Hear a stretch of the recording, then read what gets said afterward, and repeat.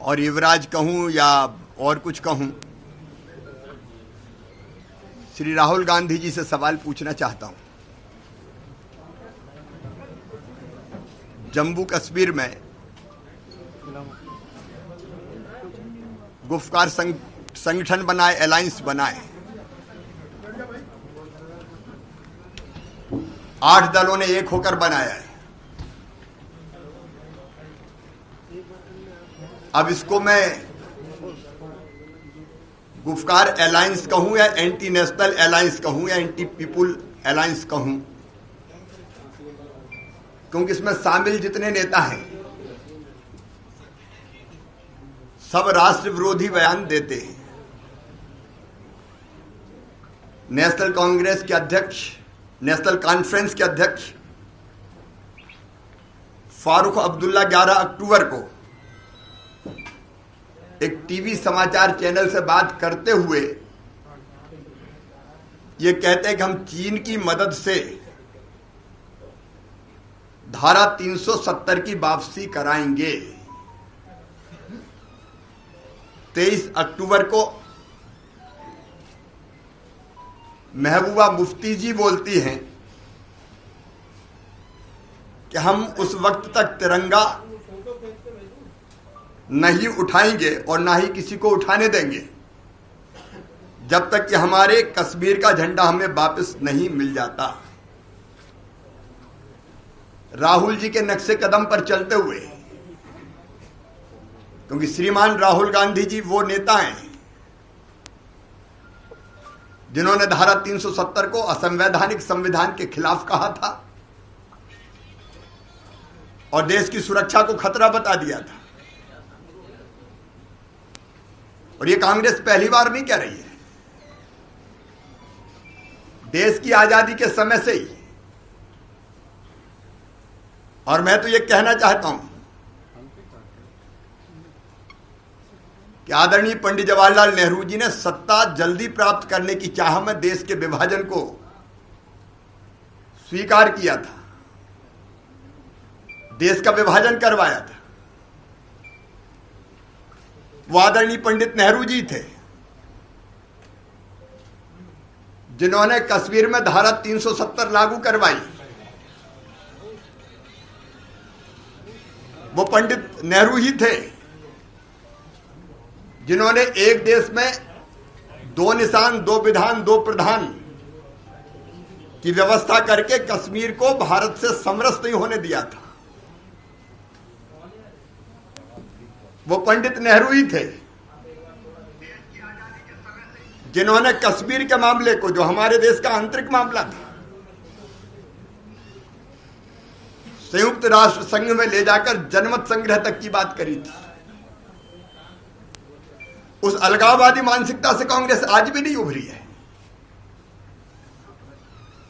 और गुफकार संगठन कहूं कि गुप्तचर संगठन कहूं, ये तो चीन और पाकिस्तान के लिए जासूसी करने वाले लोग हैं। और वस्तुतः ये कोई गठबंधन नहीं है। रोशनी कानून की आड़ में ये गुफकार संगठन के नेताओं ने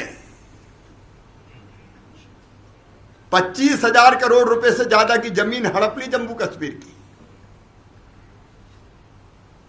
ये नेशनल कॉन्फ्रेंस हो या पीडीपी हो, इनके बच्चे तो विदेशों में पढ़ते रहे, ये कश्मीरी बेटा बेटियों के हाथ में पत्थर थमाते रहे। इन्होंने विलासितापूर्ण जीवन जिया, कश्मीर को लूटने की आजादी इनको थी और जम्मू और कश्मीर को अंधेरे में धकेल दिया। आज ये सब इकट्ठे होकर देशद्रोह की भाषा बोल रहे हैं और कांग्रेस भी इनके साथ शामिल है, इनके साथ खड़ी हुई है।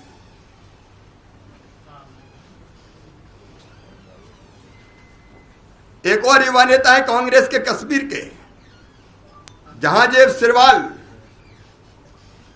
उनने विवादित बयान दिया कि अमेरिकी राष्ट्रपति चुनाव में जीत हासिल करने वाले जो बाइडेन से आर्टिकल 370 को लागू करवाएंगे। कांग्रेस बताए कि कुछ और सुनना बाकी रह गया है। और फारूक अब्दुल्ला ने देश विरोधी बयान को पहली बार नहीं दिया है। कई बार राष्ट्र के खिलाफ बोले, भारत के खिलाफ बोले, हमारे देश के खिलाफ बोले। आतंकी मकबूल वट से उनके रिश्ते से सब परिचित है। कांग्रेस का ये सफाई देना कि गुपकार डिक्लेरेशन का हिस्सा नहीं है, बेतुका और तथ्यों से परे है। कांग्रेस गुपकार डिक्लेरेशन का हिस्सा तब भी थी, अब भी है। और ये उनके कश्मीर के नेताओं के बयानों से स्पष्ट हो रहा है। कांग्रेस गुपकार डिक्लेरेशन के साथ मिलकर चुनाव भी लड़ रही है। जो जिला विकास परिषद के चुनाव हो रहे हैं, वास्तव में कांग्रेस हमेशा से इन देशद्रोही ताकतों का साथ देती रही है। यहां तक कि पी चिदम्बरम साहब खुलेआम करें, गुलाम नबी आजाद करें कि कश्मीर से धारा 370, कश्मीर में धारा 370 फिर से बहाल होनी चाहिए। 13 नवंबर को जम्मू कश्मीर प्रदेश कांग्रेस समिति ने गुपकार गठबंधन में शामिल होने की घोषणा की थी और गुपकार में स्थित महबूबा मुफ्ती के फेयरव्यू आवास पर हुई गठबंधन की बैठक में कांग्रेस के 2 नेता भी शामिल हुए थे। महबूबा मुफ्ती के आवास के बाहर कांग्रेस के नेता गुलाम नबी मोगा ने संवाददाताओं से कहा था, हम गठबंधन के साथ हैं। यह पूछे जाने पर कि क्या गठबंधन के सदस्य दलों में कोई मतभेद है, मोंगा ने कहा था कोई असहमति नहीं और स्वस्थ चर्चा हुई है। जम्मू कश्मीर के पूर्व मुख्यमंत्री और नेशनल कांग्रेस के प्रमुख श्री फारूक अब्दुल्ला ने भी कहा था कि कांग्रेस गुपकार घोषणा पत्र गठबंधन का हिस्सा है। फारूक साहब ने कहा था कि जिला विकास परिषद के चुनाव हम साथ मिलकर लड़ेंगे। अब्दुल्ला साहब का यह बयान कांग्रेस को उस फैसले के बाद आया है जिसमें पार्टी ने डीडीसी चुनाव में उम्मीदवार उतारने का ऐलान किया था और गठबंधन के जो उम्मीदवार सामने आए उनमें से 3 कांग्रेस के। 13 अक्टूबर 2020 को महबूबा मुफ्ती साहब रिहा की गई थी। उसके पहले फारूक अब्दुल्ला और उमर अब्दुल्ला साहब, इनको रिहा किया गया था। अब हिरासत से रिहा होने के बाद, आजाद होने के बाद ये देश के खिलाफ विश्व भवन पर उतरे हुए हैं। मैं अब कांग्रेस से सवाल पूछना चाहता हूं कि वो कांग्रेस का धारा 370 के बारे में दृष्टिकोण क्या है। मैडम श्रीमती सोनिया गांधी को स्पष्ट करना चाहिए। क्या उनकी अलगाववादी मानसिकता फिर धारा 370 और 35A को हटाने के पक्ष में वो दोगली और दो मुही बातें क्यों कर रहे हैं? आतंकवादियों के साथ उनके रिश्ते क्या है? बटाला हाउस एनकाउंटर के बाद क्यों श्रीमती सोनिया गांधी रात भर आंसू बहाती रही? क्यों दिग्विजय सिंह आतंकवादियों के साथ खड़े हुए? मित्रों, ये अब्दुल्ला और मुफ्तियों और एक परिवार के गांधियों की एकजुटता का कारण लूट की अपनी दुकान कश्मीर में बंद हो जाना है। धारा 370 हटने के बाद कश्मीर, जम्मू और कश्मीर खुली हवा में सांस ले रहा था। जिन गलियों में कभी खून के निशान दिखते थे, वहां प्राकृतिक सौंदर्य की सौंधी महक सुगंध आने लगी थी। जम्मू और कश्मीर की जन्नत में फिर से जहर घोलने के प्रयास किए जा रहे हैं और उन प्रयासों में कांग्रेस साथ खड़ी हुई दिखाई दे रही है। और इसलिए कांग्रेस को अपने दृष्टिकोण को जनता के सामने स्पष्ट करना चाहिए।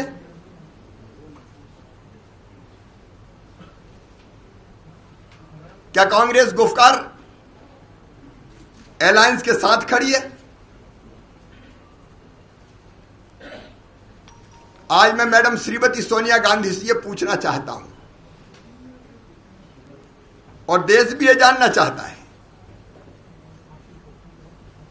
क्यों धारा 370 के विरोधी है? क्यों कश्मीर की फिजाओं में फिर से जहर घोल के आतंकवाद को बढ़ावा देना चाहते हैं? क्यों उनके बयान और उनका दृष्टिकोण आतंकवाद और आतंकवादियों के साथ खड़ा हुआ दिखाई दे रहा है? मुझे तो इतना ही कहना था। जी, आप जो गुप्कार, जो अलायंस के दो अलायंस के गुप्कार उसके संघ के जो बता रहे हैं, उसमें पीडीपी के साथ आप जम्मू कश्मीर में बीजेपी सरकार बना चुकी है, एनसीपी एनडीए का हिस्सा रही है, तो ये सर अभी विरोधी इसलिए चल या फिर नजरिया जो बीजेपी का? किसी भी राष्ट्र विरोधी दृष्टिकोण वालों के साथ भारतीय जनता पार्टी कभी नहीं रहेगी और इसलिए हम उस गठबंधन से बाहर हो गए थे, वो सरकार गिरी थी। तो क्या एनसी लद्दाख में राष्ट्रद्रोह है, इस पे कुछ कार्रवाई की अपेक्षाएं अपनी केंद्र सरकार से बनती हैं? सही बात तो यह है कि रोशनी की आड़ में हजारों करोड़ रुपए के जो जमीन घोटाले हुए उसकी जांच अब सीबीआई कर रही है और जांच की आंच जब गुफकार अलायंस के लोगों के पास, नेताओं के पास आने लगी, तब उन्होंने बचने के लिए इस तरह के अलायंस बनाए और कोई भी देशद्रोही दृष्टिकोण हो देश कभी स्वीकार नहीं करेगा। जी, क्या ये जब वहां डीसीसी के चुनाव शुरू हुए तभी बीजेपी को समझ में आया कि सब हो रहा है? भारतीय जनता पार्टी तो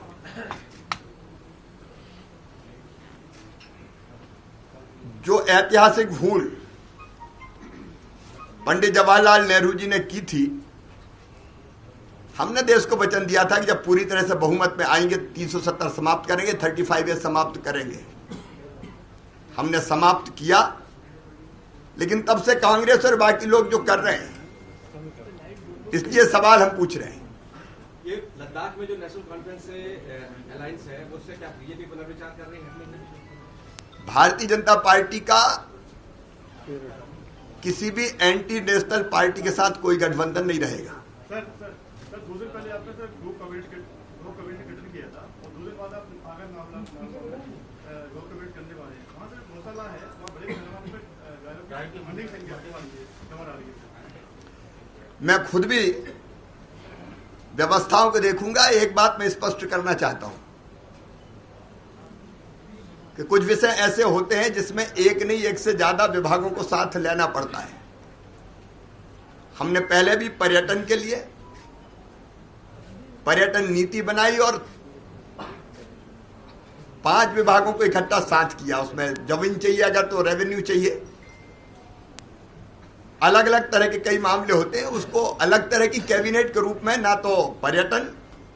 अब रोजगार के लिए आज मैं बना रहा हूं, रोजगार हमारा फोकस है और रोजगार अगर देना तो एक विभाग के बस का काम नहीं है और इसलिए मैं आज रोजगार के लिए एक ग्रुप ऑफ मिनिस्टर्स बना रहा हूं। वैसे ही गो संरक्षण और संवर्धन केवल पशुपालन विभाग नहीं कर सकता, इसलिए कोई अलग कैबिनेट के रूप में ना ले, मैं ये भी स्पष्ट कर रहा हूं। लेकिन अगर गौशाला के लिए जमीन चाहिए तो रेवेन्यू डिपार्टमेंट जरूरी है, हमको फंड चाहिए तो पंचायत और ग्रामीण विकास का उपयोग करके हम गौशालाओं का निर्माण करते हैं। अगर हमको चारागाह विकसित करना तो फॉरेस्ट की जरूरत भी है। और इसलिए समन्वित प्रयास और कोऑर्डिनेशन से काम चले, इसलिए हमने एक मंत्रियों की समिति बनाने का फैसला किया जिसमें उनके पीएस भी रहेंगे। और ये केवल एक विषय नहीं, बाकी विषयों के बारे में भी हम पहले भी ये कर चुके हैं। आपको जानकारी है कि पर्यटन के मामले में कई विभागों को जोड़ के हमने टीम बनाई, समिति बनाई थी। आज पहले एक मिनट, लॉकडाउन लगाया जाएगा, कोरोना को लेके आपके मामले लगातार भोपाल में 2 में बढ़ रहे हैं, क्या सरकार दोबारा लॉकडाउन? आज मैं विस्तार से 3 बजे कोरोना की समीक्षा कर रहा हूं। कोरोना को रोकने के लिए जहां जो आवश्यक है वो उपाय किए जाएंगे। लेकिन आज की जो मेरी प्रेस कॉन्फ्रेंस थी उसका मूल विषय यही था। बाकी विषयों पर चर्चा के लिए मैं उपलब्ध रहूंगा। नमस्कार, मैं हूं मानक गुप्ता। अगर आपको हमारा ये वीडियो पसंद आया हो तो इसे लाइक और शेयर जरूर करें। और हां, हमें सब्सक्राइब और फॉलो करना ना भूलें ताकि आप देश और दुनिया की कोई खबर मिस ना करें। तो जुड़े रहिए हमारे साथ और देखते रहिए न्यूज़ 24।